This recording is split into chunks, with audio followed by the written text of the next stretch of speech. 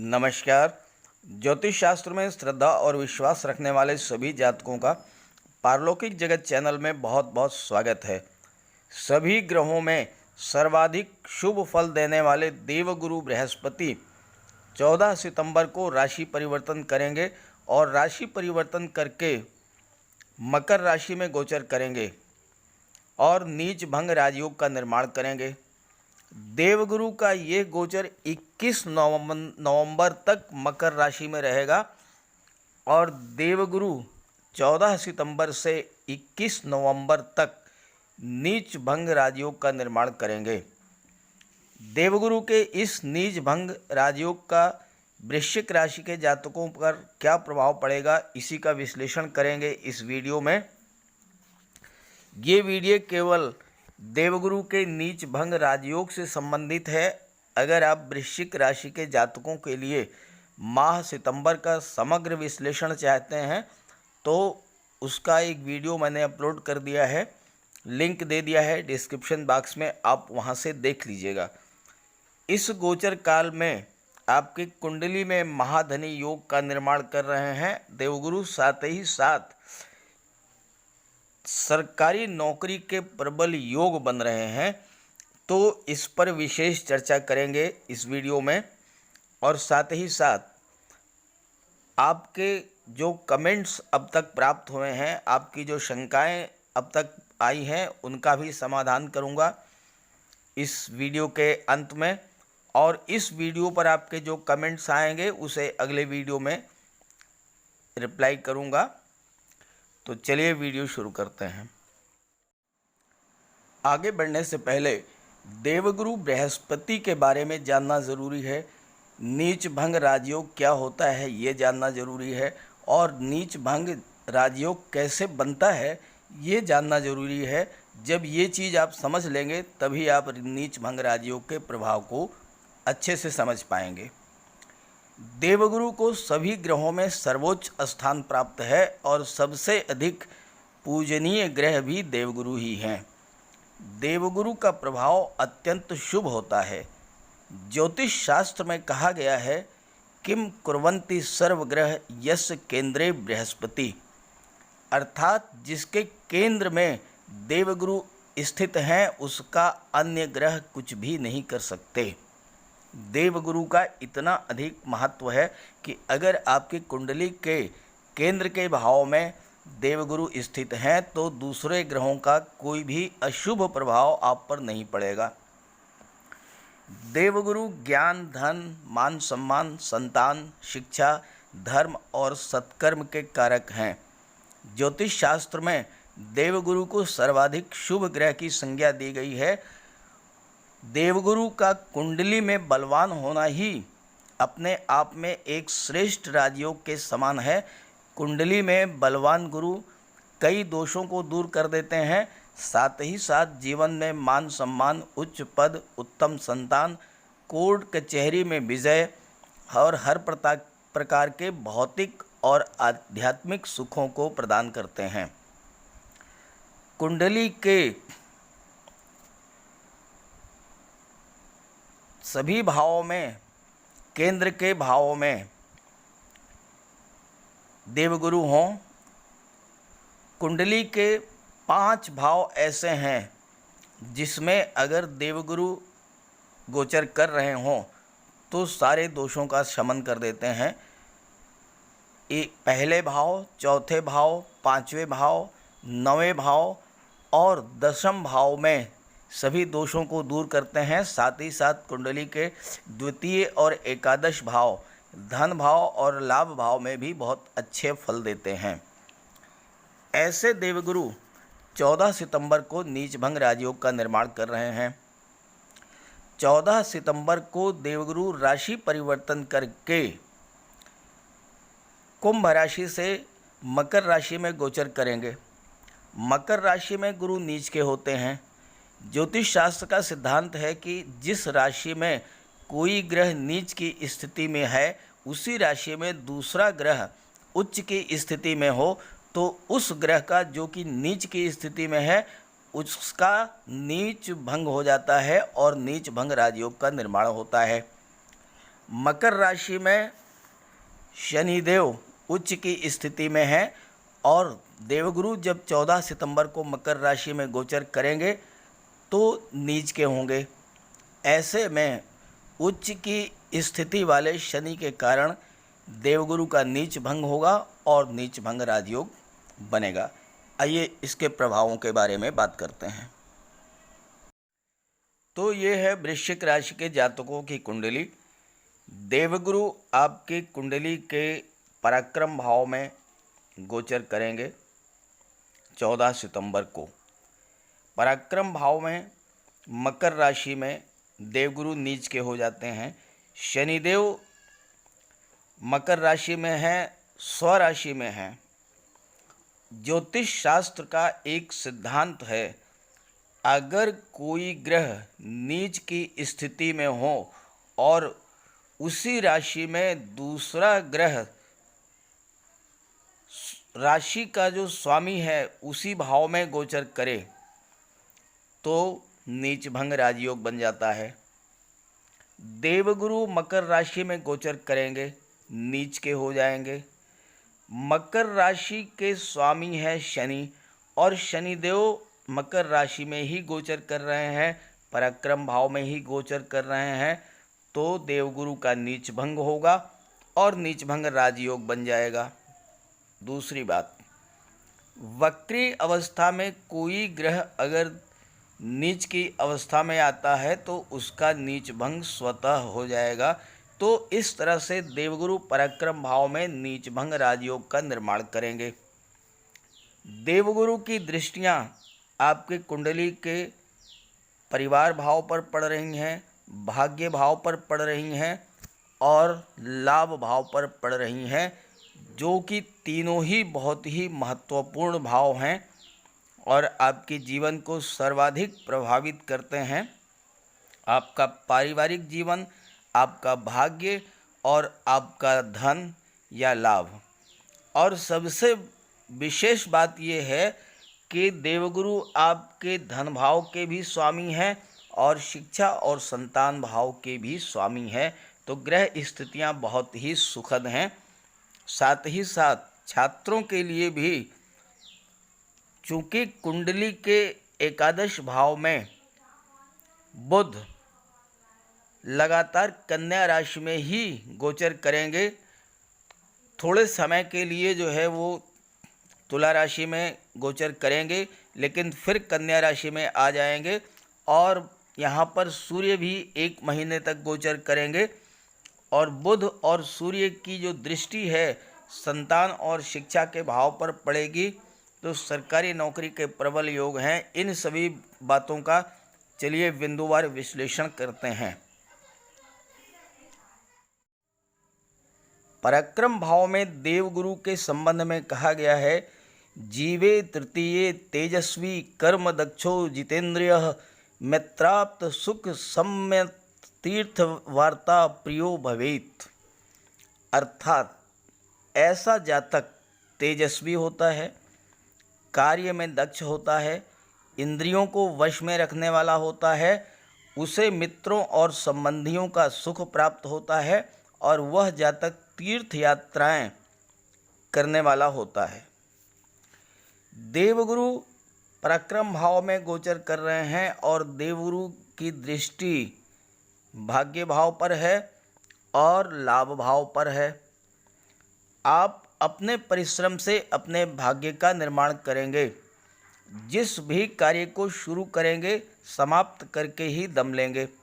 इसी कारण आपको हर एक कार्य में सफलता मिलेगी और भाग्य का फुल सपोर्ट भी मिलेगा। शास्त्रों और धर्म में आपकी आस्था होगी। आप तीर्थ यात्राएं खूब करेंगे। अपना कार्य अत्यंत चतुराई से पूर्ण कर लेते हैं। हालांकि स्वभाव में थोड़ी कंजूसी की आदत रहेगी। पारिवारिक जीवन सुखद रहेगा। भाई बहनों, परिवारीजनों से संबंध अच्छे रहेंगे और अगर आप भाइयों से संबंध बना करके रखेंगे तो बहुत बड़ा लाभ होगा। मित्रों, स्वजनों के सहयोग से लाभ मिलेगा। विवाह समय से होगा, परंपरागत तरीके से होगा। दाम्पत्य जीवन खुशहाल रहेगा, क्योंकि दाम्पत्य जीवन के जो स्वामी हैं वह है शुक्र, और शुक्र द्वादश भाव में गोचर कर रहे हैं। स्वराशि में है, 6 सितंबर से द्वादश भाव में गोचर करेंगे तुला राशि में, और तुला राशि में द्वादश भाव में शुक्र अति विशिष्ट कारक होते हैं। तो दाम्पत्य जीवन, फैमिली लाइफ आपकी अत्यधिक सुखमय रहेगी। और साथ ही साथ देवगुरु की दृष्टि नवम भाव पर पड़ने से आप अपने पुरुषार्थ से और भाग्य के सहयोग से जीवन में हर लक्ष्य को पूर्ण करेंगे, प्राप्त करेंगे, सफलता मिलेगी। भाग्य भाव, नवम भाव जो है वो धर्म और आध्यात्म से भी जुड़ा हुआ है। अगर आपके मन में तीर्थ यात्रा की कोई इच्छा थी तो देव दर्शन और तीर्थ यात्रा की आप इच्छा पूरी होगी। साथ ही साथ देवगुरु शासन प्रशासन सरकारी नौकरी के भी कारक हैं, सरकार से सम्मानित होंगे, सरकारी अधिकारी होंगे आप। ज़्यादा चांसेज इस बात के हैं कि चाहे आप व्यापार में हों चाहे नौकरी में हों, आपके अधीन बहुत सारे लोग कार्य करेंगे और आपकी जीविका का प्रमुख स्रोत नौकरी ही होगी। आपका विवाह होता है, और अगर पत्नी की राशि वृश्चिक राशि है तो इस गोचर काल में अगर विवाह होता है 14 सितंबर से 21 नवंबर के बीच, उनका खुद का व्यवसाय होगा, जैसे ब्यूटी पार्लर होगा या ड्रेस डिजाइनिंग का काम होगा या रेडीमेड गारमेंट्स का कार्य होगा, इस तरह का कोई कार्य होगा। और अगर आप शिक्षा के कार्य या लेखन कार्य से जुड़े हुए हैं तो आपको बहुत ज़्यादा सफलता मिलेगी। अब आइए बात कर लेते हैं आपके लाभ के बारे में। देवगुरु की नवम दृष्टि आपकी कुंडली के लाभ भाव पर पड़ रही है। लाभ का मतलब धन का लाभ, संतान का लाभ, शिक्षा का लाभ, व्यवसाय या नौकरी का लाभ। एकादश भाव के स्वामी हैं बुध, और बुध स्वराशि में ही गोचर कर रहे हैं।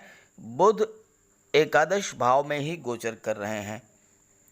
देवगुरु और बुध परम मित्र हैं। बुध 26 अगस्त से 22 सितंबर तक एकादश भाव में गोचर करेंगे, उसके बाद राशि परिवर्तन करेंगे और दोबारा फिर से 2 अक्टूबर से आपकी कुंडली के एकादश भाव में ही गोचर करेंगे। तो इस तरह से बुध इस गोचर काल में लगभग पूरे गोचर काल में आपकी कुंडली के लाभ भाव में ही गोचर करेंगे। साथ ही साथ सूर्य भी 1 माह के लिए 17 सितंबर से 17 अक्टूबर तक लाभ भाव में गोचर करेंगे और बुध के साथ बुधादित्य योग का निर्माण करेंगे। साथ ही साथ सूर्य, बुध और गुरु गहरे मित्र हैं, एक दूसरे को फुल सपोर्ट करते हैं, तो आपको लाभ ही लाभ होगा पूरे 67 दिनों तक। देवगुरु ज्ञान, धन, विवेक, संतान, शिक्षा, मान सम्मान, उच्च पद, प्रशासन, धर्म और सत्कर्म के कारक हैं। सूर्य आत्मा, बल, तेज, साहस और पराक्रम के कारक हैं। 17 सितंबर को जब सूर्य आपके एकादश भाव में गोचर कर जाएंगे तो सूर्य पर देवगुरु की दृष्टि पड़ने से निश्चित रूप से आपके ज्ञान, बुद्धि और विवेक में वृद्धि होगी। साथ ही बुध जो हैं, बुध आपकी बुद्धि, आपके इंटेलिजेंस, आपके स्किल के कारक हैं, तो उसमें भी वृद्धि होगी। इससे आपको जीवन में सफलता और उच्च पद प्राप्त होगा। विवाह और संतान का भी योग बनेगा। आपकी प्रवृत्ति धार्मिक होगी और आप अच्छे रास्ते पर चलेंगे। बात करें इनकम की तो बहुत अच्छी इनकम आपकी होगी। यूनिफॉर्म इनकम फ्लो होगा। कई बार तो इनकम का बहुत अच्छा खासा सोर्स आपके सामने होगा और बहुत अधिक मात्रा में आप धन प्राप्त करेंगे, क्योंकि धन भाव के स्वामी भी देवगुरु ही हैं। लाइफ में स्टेबिलिटी होगी और सबसे बड़ी बात यह है कि आपकी जो इनकम है वो फेयर मीन्स से होगी, ईमानदारी के साधनों से आपकी आय होगी और उससे आप जो निवेश करेंगे वह भी आपके लिए फ्रूटफुल होगा, आपके लिए लाभदायक होगा। निवेश से भी आपको लाभ होगा, चाहे आप गोल्ड में निवेश करें, प्रॉपर्टी में करें, शेयर्स में करें, और साथ ही साथ आपके जीवन में अस्थायित्व भी आएगा। स्पेशली जो लोग शिक्षक हैं, बैंक कर्मचारी हैं, वकील हैं, इकोनॉमिस्ट हैं, कोर्ट कचहरी के कर्मचारी हैं या काउंसलर हैं, जो जातक शिक्षण संस्थान कोचिंग चलाते हैं, बुक सेलर हैं, पब्लिशर हैं, उन्हें भी बहुत बड़ा लाभ मिलेगा। फाइनेंस, ब्याज, बट्टा गिरवी, स्वर्ण आभूषण, ज्वेलरी, सूद ब्याज का कार्य करने वाले जातकों को भी बहुत बड़ा लाभ मिलेगा। जो ज्योतिष, राजनीति और धर्म से जुड़े हैं उन्हें भी बहुत बड़ा लाभ मिलेगा।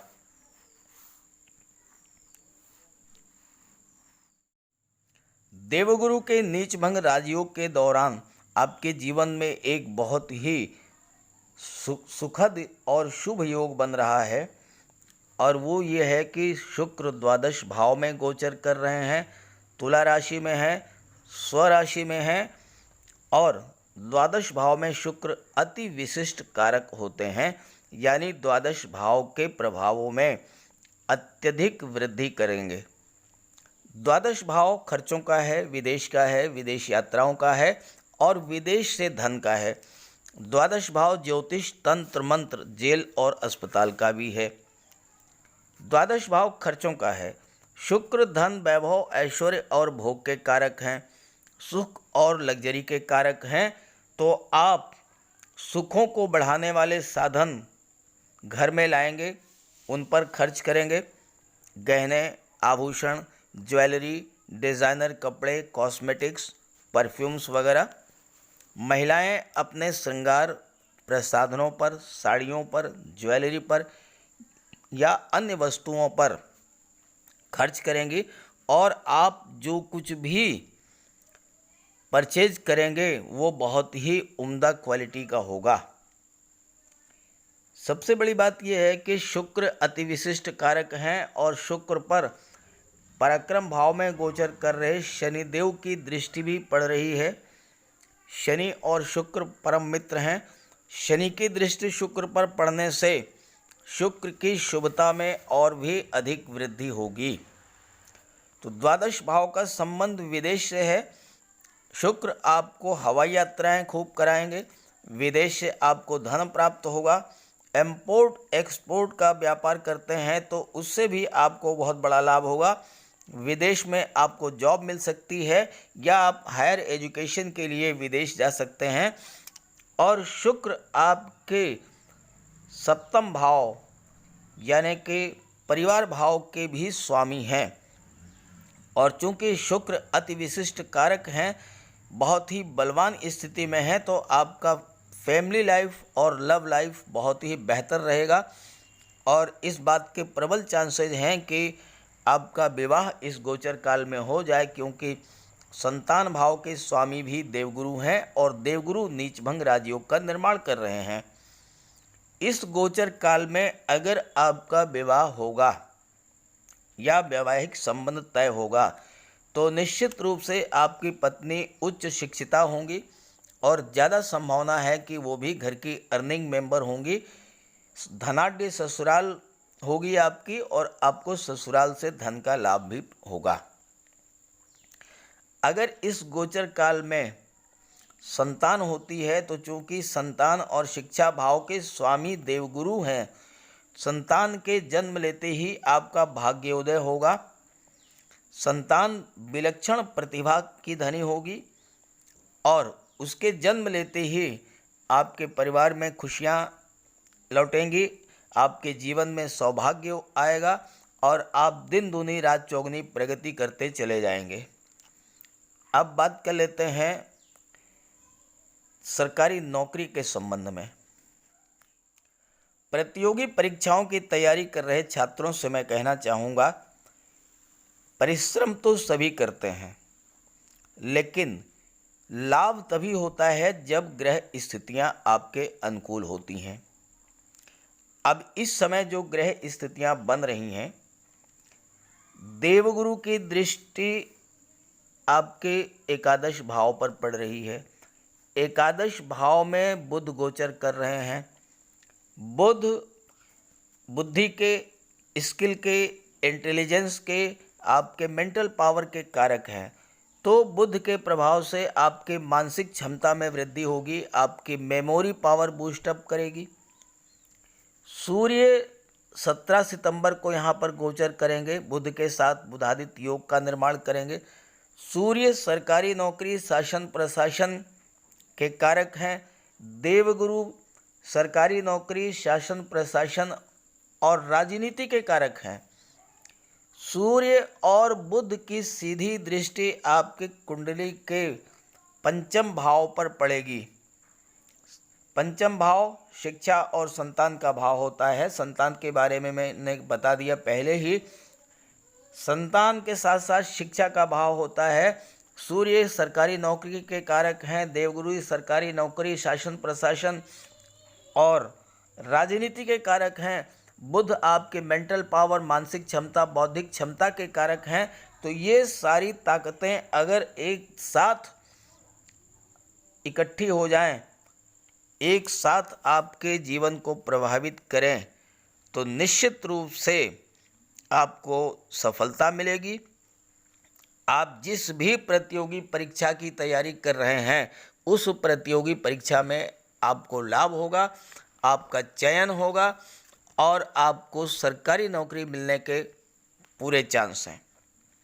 अगर आप IAS, IPS, प्रशासनिक सेवा, सिविल सर्विसेज या कॉम्पिटिटिव एग्ज़ाम्स की तैयारी कर रहे हैं, या आप शिक्षक बनना चाहते हैं, लेक्चरर, प्रोफेसर बनना चाहते हैं, तो ये गोचर काल 14 सितंबर से 21 नवंबर का बहुत ही बेहतर है। आपके सपोर्ट में देवगुरु हैं, आपके सपोर्ट में सूर्य हैं, आपके सपोर्ट में बुध हैं। तीन ग्रह आपके सपोर्ट में हैं, तो निश्चित रूप से आपको सफलता मिलेगी।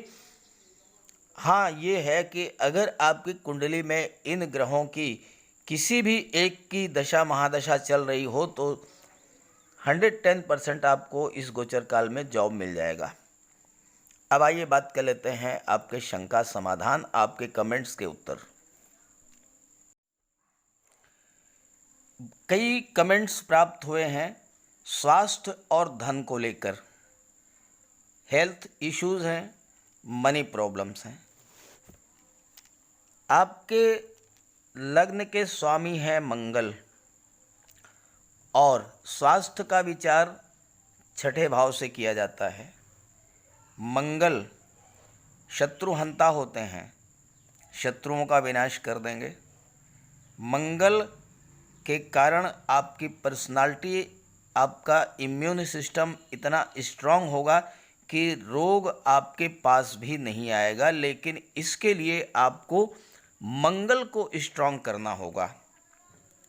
मंगल आपकी कुंडली में अगर बलवान है तो आपको रोग, शत्रु, ऋण ये सब बिल्कुल दूर दूर से नज़र नहीं आएंगे। तो आप बजरंगबली की उपासना कीजिए, बजरंगबली की उपासना कीजिए, उनके चरणों का सिंदूर मस्तक पर धारण कीजिए, हनुमान चालीसा का पाठ कीजिए, चांदी की एक चेन आप अपने गले में धारण कीजिए, और मंगलवार के दिन पक्षियों को मीठे चावल खिलाइए या मीठी वस्तुओं का दान कीजिए। स्वास्थ्य संबंधी समस्याएं समाप्त हो जाएंगी। धन के बारे में तो ये समय बहुत ही बेहतर है। शुक्र स्वयं आपकी कुंडली के द्वादश भाव में गोचर कर रहे हैं। शुक्र धन, वैभव, ऐश्वर्य के कारक हैं। तो आप माता लक्ष्मी की पूजा करें। एस्पेशली जो हाउस वाइफ हैं, उनसे मैं कहना चाहूँगा कि माता लक्ष्मी का स्वागत कीजिए। और माता लक्ष्मी अगर आपके घर में एक बार आ जाएं, तो ऐसा कुछ उपाय कीजिए कि वो आपके घर को छोड़ कर के ना जाएं। तो आप अपने घर को साफ सुथरा रखिए, अपने घर को इतना स्वच्छ रखिए कि वो आने के बाद जाने का नाम न लें। घर में जितनी भी टूटी फूटी वस्तुएं हैं सब हटा दें।